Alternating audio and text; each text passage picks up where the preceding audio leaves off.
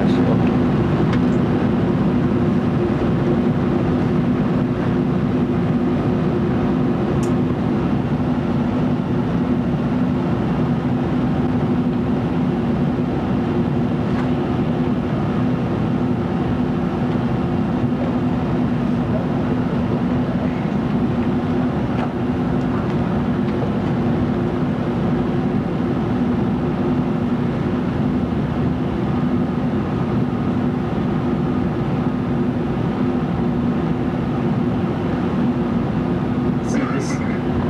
This particular edge detection system has not found very much edge information. This is obviously not the best form of edge detection for this image.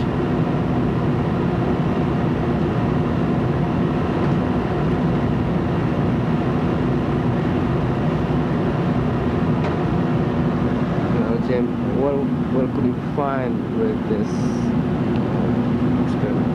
Well, when this is complete and the computer is still processing all the information, we would be looking particularly in this area around here to see why that edge is not visible.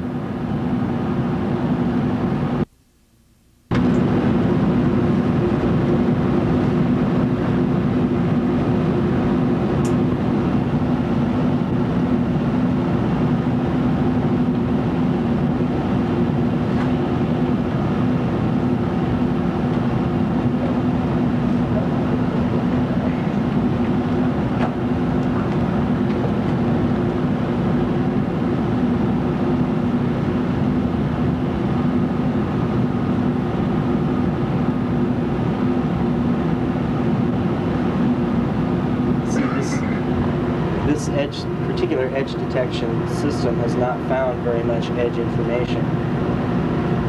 This is obviously not the best form of edge detection for this image.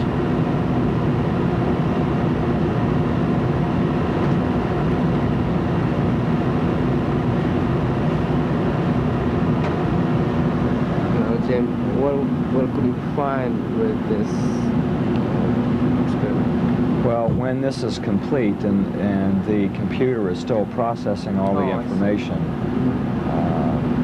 we would be looking particularly in this area around here to see why that edge is not visible.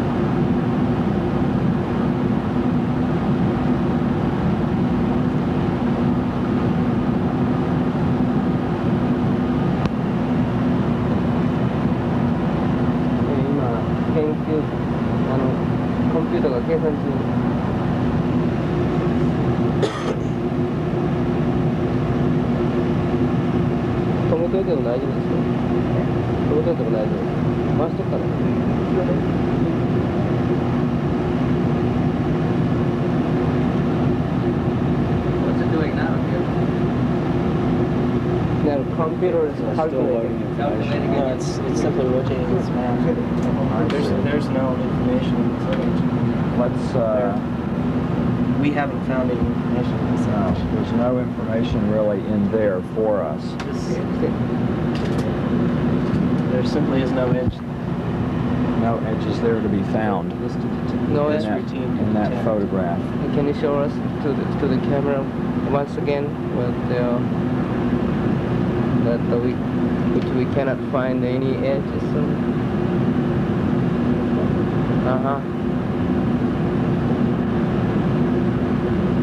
So we cannot find any edges on this picture. Of the top part here, there's no edge. In another word, in any color valuation, we couldn't find any of the edges. No. Can we take some gray values and assign them to colors on this picture just to show it? Such as Z-scale 50 to 80 assigned to blue. Couldn't go that. Okay. We can't pick colors on a Z-scale and apply them. Okay. That is what we've seen is all that I'm prepared to do. I'm interested to see the craft behind the branch. Yes. You know, the right hand side of the picture. Yes. You would have to rescan to get that portion of the picture. In other words, rescan with that. Yes. Is that so? Before you go to that, can you bring up the color, make it look natural, and then sharpen the image? See if we can't do that. Well, not quickly and easily, no. Not without. So these all we can do right now. It's still in the machine. He just has to move over to the next quarter of the picture, finish that scan, and bring it That's up. going to be very time consuming. It is? Yes. How much time? 20 minutes. Okay. 20 minutes and another $100 scan. It's all right. I mean, I don't. You want the one behind the branch. It's on the other corner. Yeah. To the right of that? Yeah. So with this picture, I'm not very comfortable with what we're doing. I think that we're intimating that we're drawing some conclusions that there's possibly no edge there, and I don't think that's valid. I think we're hinting at more conclusion than we have basis for here. Well, the conclusion really would take us to the next step, though, of trying to figure out why there's no edge. Either it's a light source or there's string holding up and it's airbrushed. Those are the There two. could be a perfect edge here, and this might simply not be the right routine for it. You can't say that it's been airbrushed, or you can't say that there could be a light source there. There's not even any indication that a light source there would produce that effect. You know, I have the feeling that we're pulling things out of the air, and I'm not comfortable with that at all. Yeah. We don't want to do that. We want to stay objective. You know, so with that in mind, I would prefer not to go any further. We've been unable to find any edge there, or that there could be a light source or anything like that. I think that we're hinting at conclusions that aren't valid. so that I feel that we're giving some credence to the authenticity of this image without any basis. Okay. Now, are these all we can do right now? Yes. Right. I mean, the explanation of this machine. That's all it is. That's all we can It's simply do. a display. Okay. All right. So.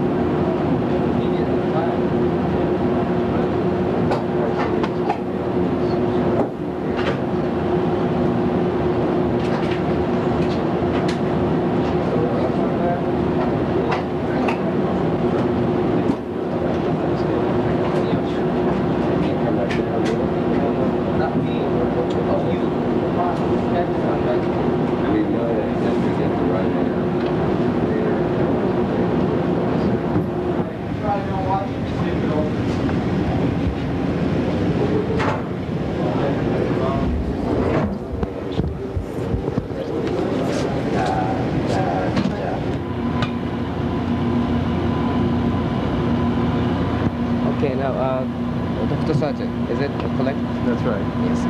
Dr. Sajak, could you tell us about the equipment here in your laboratory?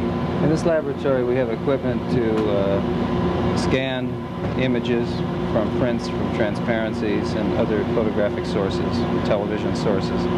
And this is a method of getting image information into a computer. We also have computers to process the information, and we have displays which show the information in a pictorial form to a human observer, and also give photographic copies, hard copy outputs, which can be used by humans. Dr. Sajak, for our audience, would you give us a little bit of your background and the background of this institute?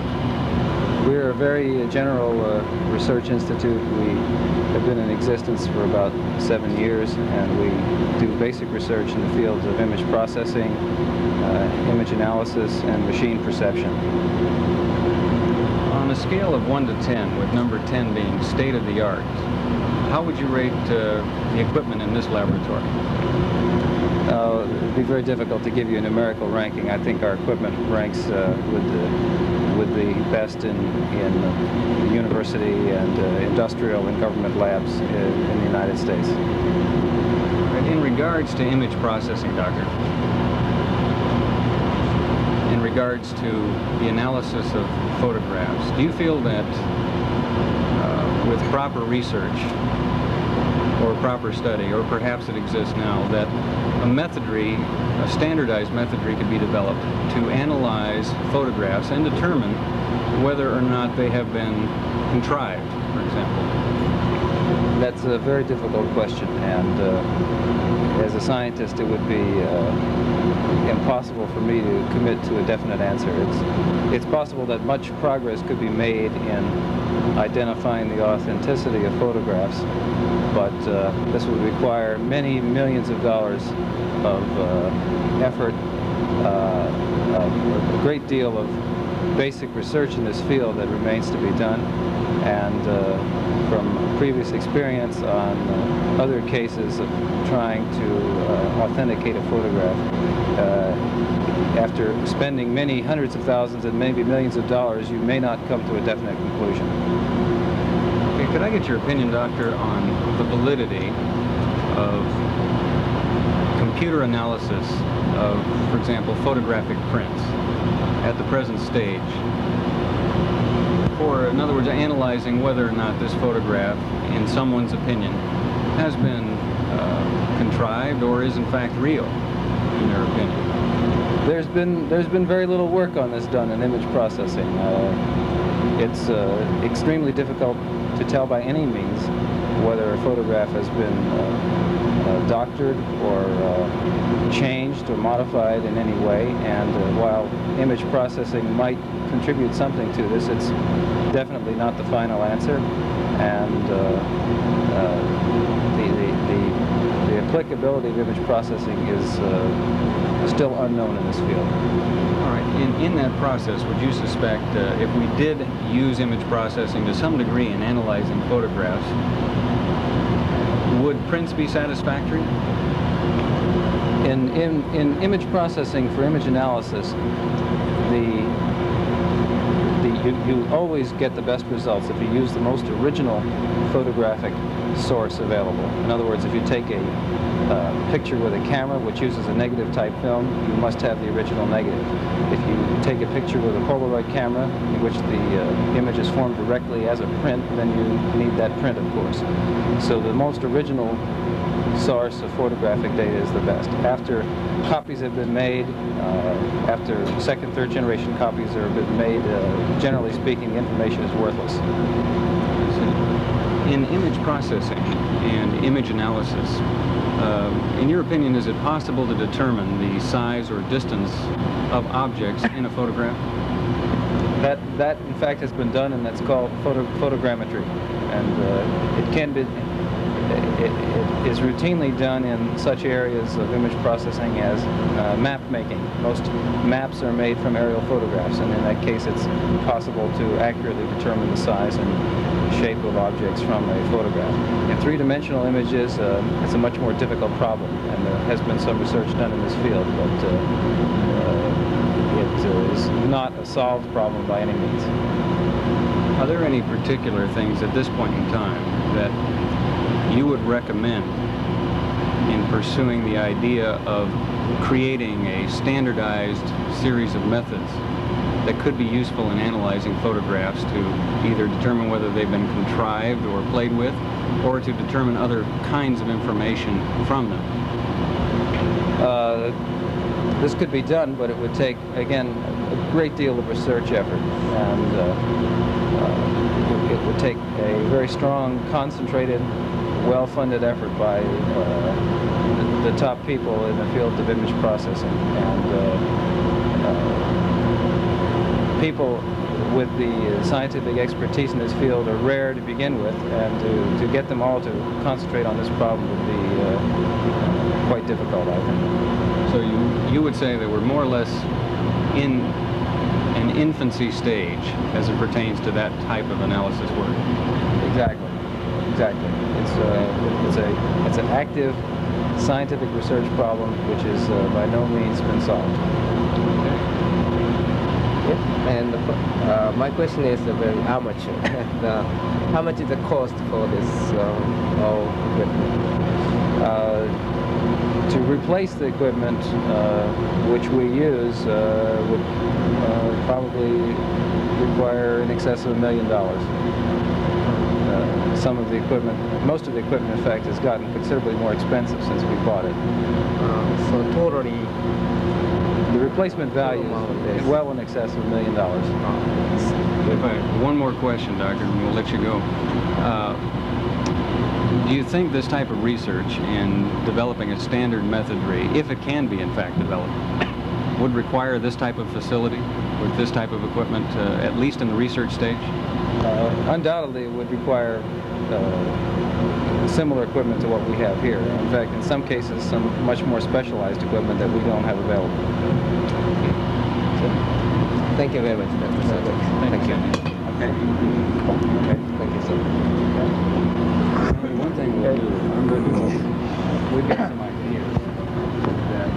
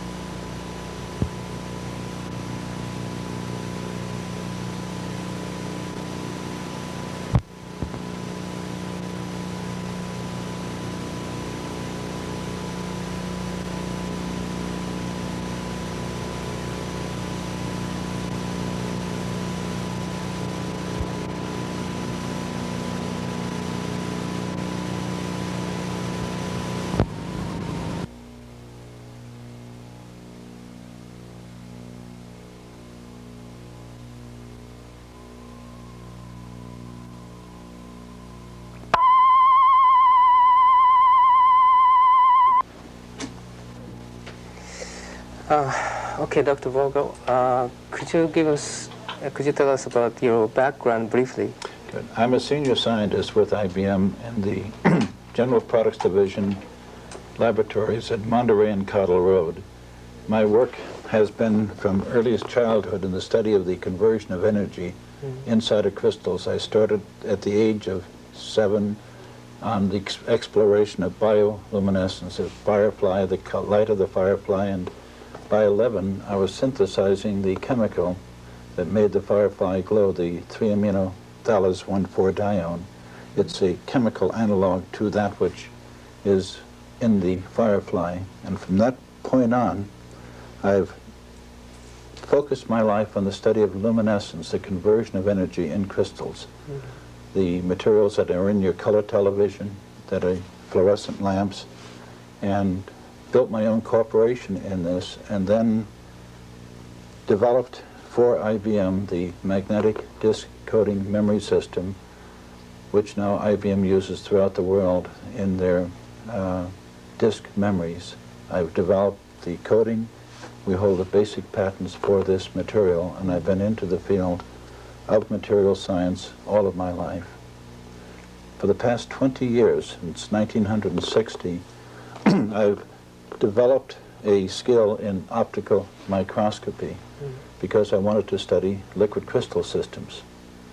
I said there will be a very important new discoveries made in liquid crystals. These will be useful in watches, display devices, and I proceeded to develop these materials for IBM. With that, I have put together probably the most complete optical microscopic gear, about almost $250,000 in optical microscopes. And this brings us to the present point where I was contacted in April by Mr. Jim Delatosa, and they told me about this unusual sighting on, in Switzerland by Mr. Myers. I've had a rather negative feeling towards UFOs because I said, unless I have something physical that I can get my hands on, just reported sightings and things like that have no interest to me. And from a human interest standpoint, I said, fine, I'll see what I can do to investigate these specimens that were left by these contacts. And so Mr. Delatosa contacted Mr. Stevens, and he wrote to me the letter and sent me 3 specimens, a crystal. In fact, this was the first specimen that it was sent to me, a quartz citrine specimen, a bit of fragments from an asteroid, and a piece of metal that they claim came from the space vehicle. And did you analyze all? Yes, I did. Then I took these specimens, and before I analyzed them or touched them, I have been working with many people who have a high degree of sensitivity, call it your psychic powers.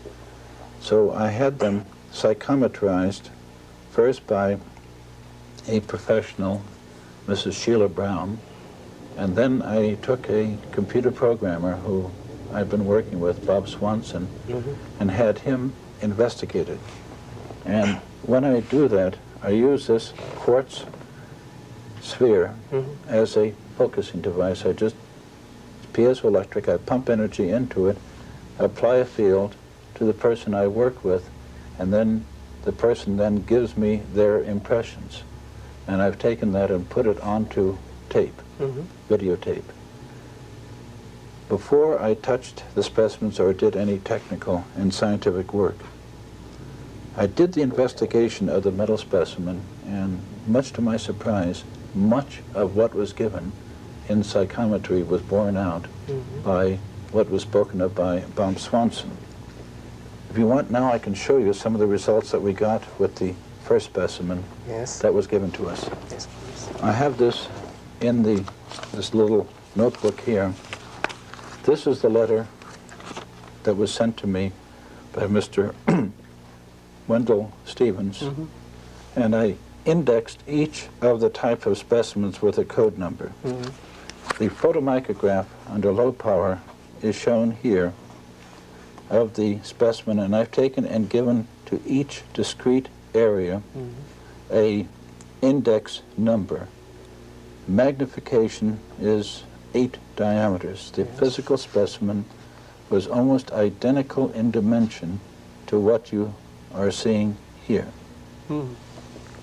Very much alike. This is another specimen.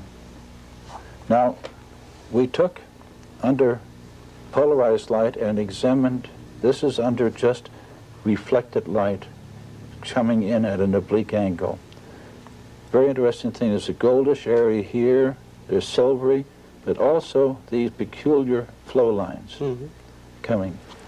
I then went and used Nomarsky interference contrast microscopy, and we came across now crystalline patterns, which are in here. And again, you notice these flow lines, like a material being melted and pulled out like taffy.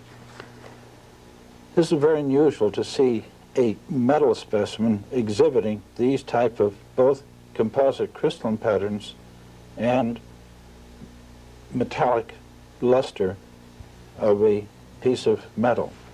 But even more interesting, I start to go now into this area here, then using what we call polarized light. We polarize light and going to a little higher magnification, only 63 diameters. We got to highly birefringent areas. These colors are caused by the optical rotation of your light, giving you these intense colors, which we call birefringence. And circular areas, little deposits of crystalline formations in these circular areas. Now, I decided to go, being I saw that it was what I call a composite, means it is composed of a varying grouping of materials. I had to go to a discrete form of analysis, not just general analysis or even cutting a piece out, but I had to leave the specimen alone and study it piece by piece. And that was done with the Hitachi scanning electron microscope. I work now with an associate of mine, Dr. Wee, and this is now a scanning electron micrograph of A1 area, and this is A2. This is 500 diameters. This is now this area here blown up to 2,000 diameters. This is a field emission microscope, so one gets then a very, very high degree of depth of field. The specimen was not touched, which means I did no gold plating, no metallization of the surface, so it was left alone. And what excited me was a tremendous ability to get a depth of field in the specimen without ion burning. In other words, the electron beam did not accumulate. These surfaces acted as conductors here and gave us then a very sharp, clear delineation of the picture. Normally you have to take and cover this with gold, you know, to get a sharp picture. We then took, at this magnification, 2000x, and did a elemental analysis by X-rays. This is the attachment to the Hitachi microscope, and this is the result of our analysis. It is a host of materials, literally the entire cross-section of elements. In this crystalline area, the predominant element was silicon, which is this band here, and iron, and there was a secondary band of sulfur, which is right here. These were very, very intense bands, and we did not attempt to go through the analysis of all the other particular lines that were present. We just took the three main ones and we stopped there. We moved to another section, and I will come back here to this area. And now we were going into this plane right in this region, and we found evidence of what looks like mechanical manipulation.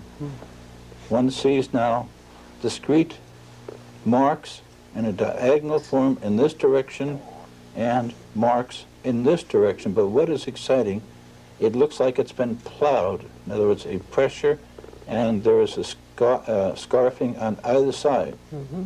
And you see the regular spacings of these, and I was just working a space group out here, and they're very regular.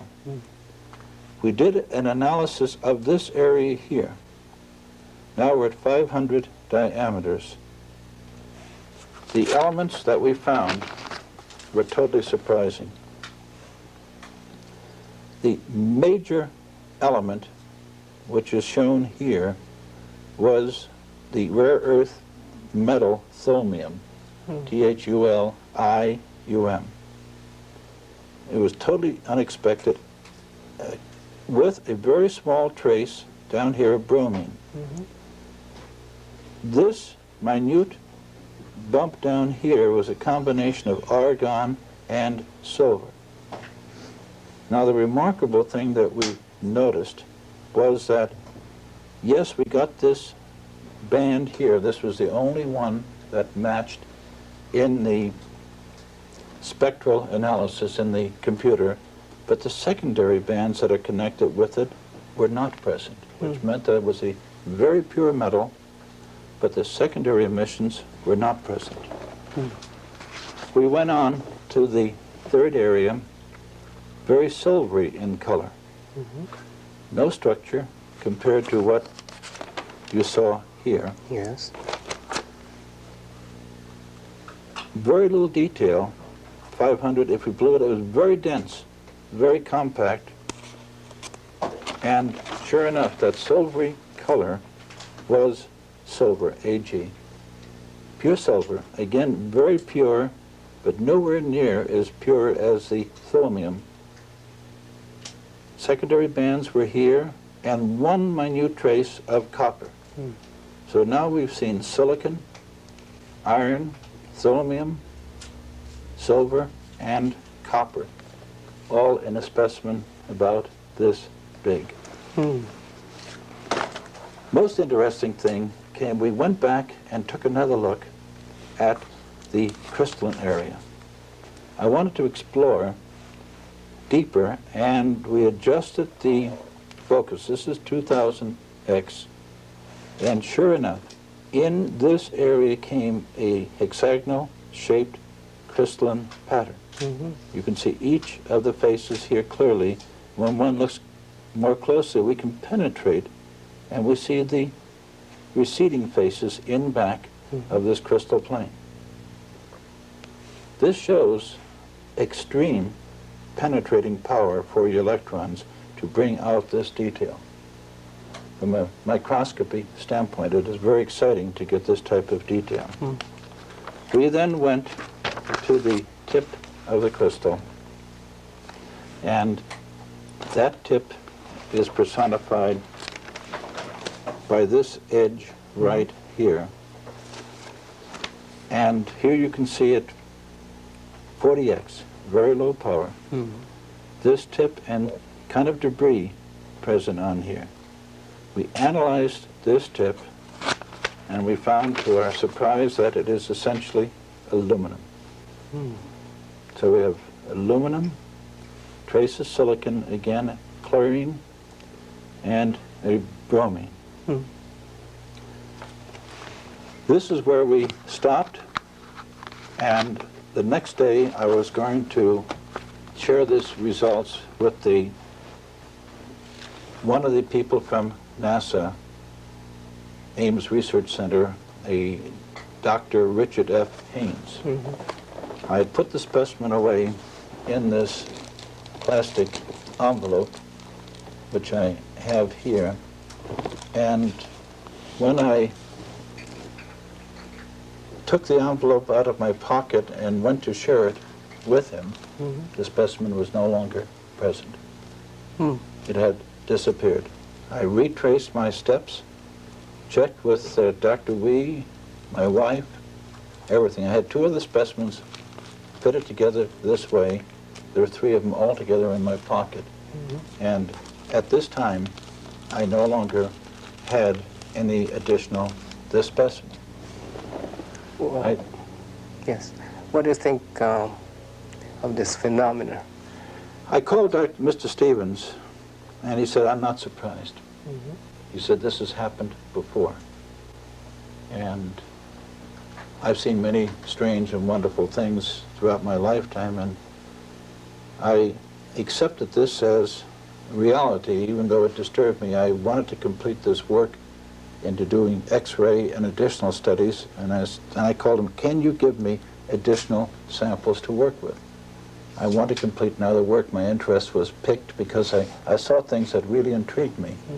So he said, fine, and he came in person and delivered now the specimens that you see on the table here. Before we go to the another specimen, what is your opinion about the disappeared metal or metal or materials, whatever the it material.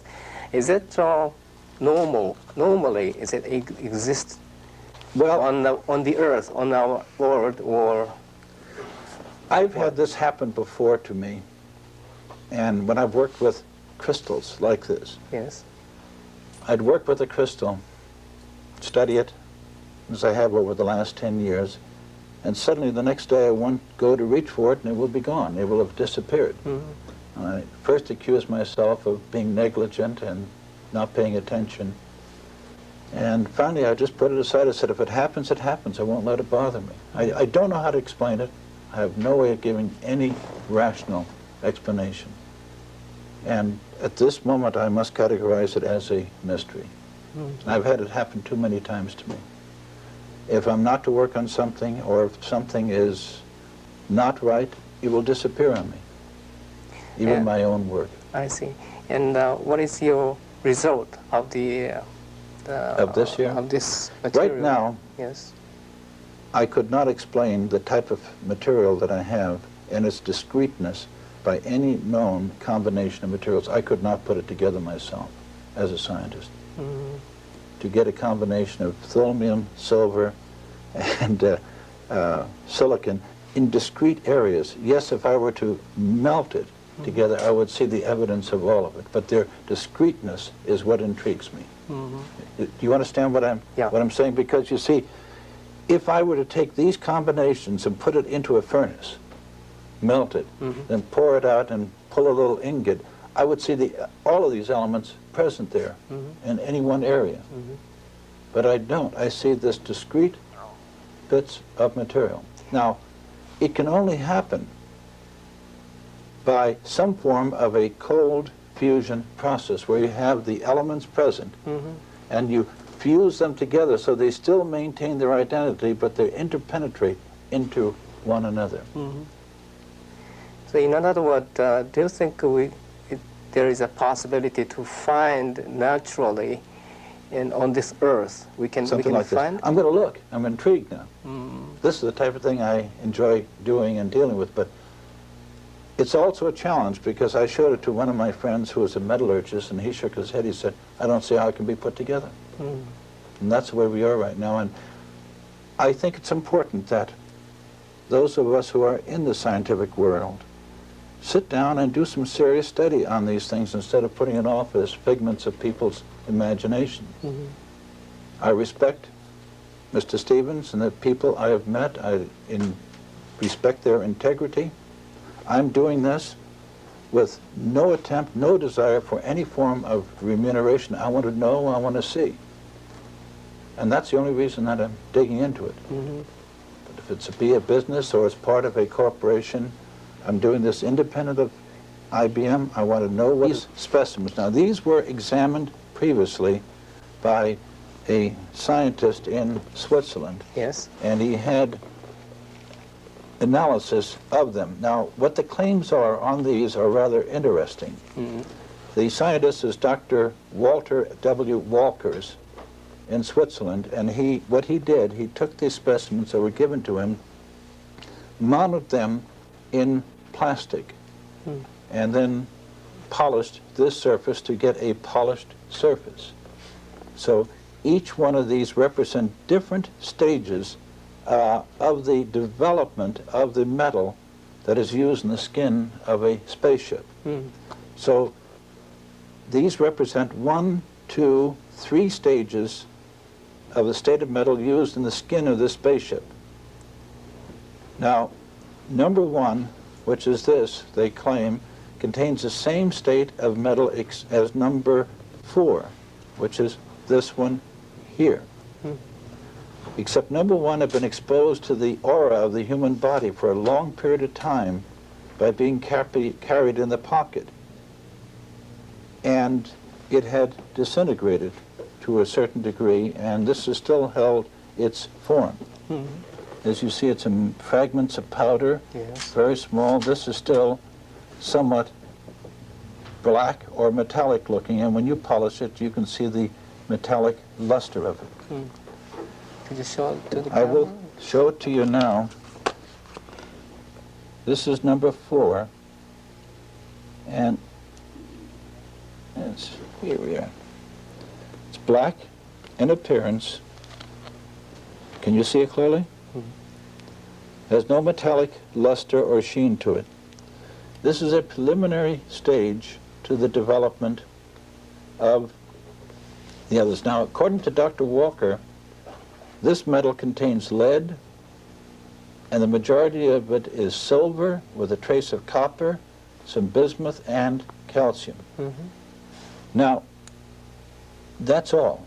But I want to, and I've studied now, and I've done the photomicrography for you of this, of what is the individual discrete nature to this. And when we get it under the microscope, you can see the way this thing is fitted together. Now, what I found, and which is most interesting, is that where we start with this number 1 specimen, and we look at one of these little specks, we'll find a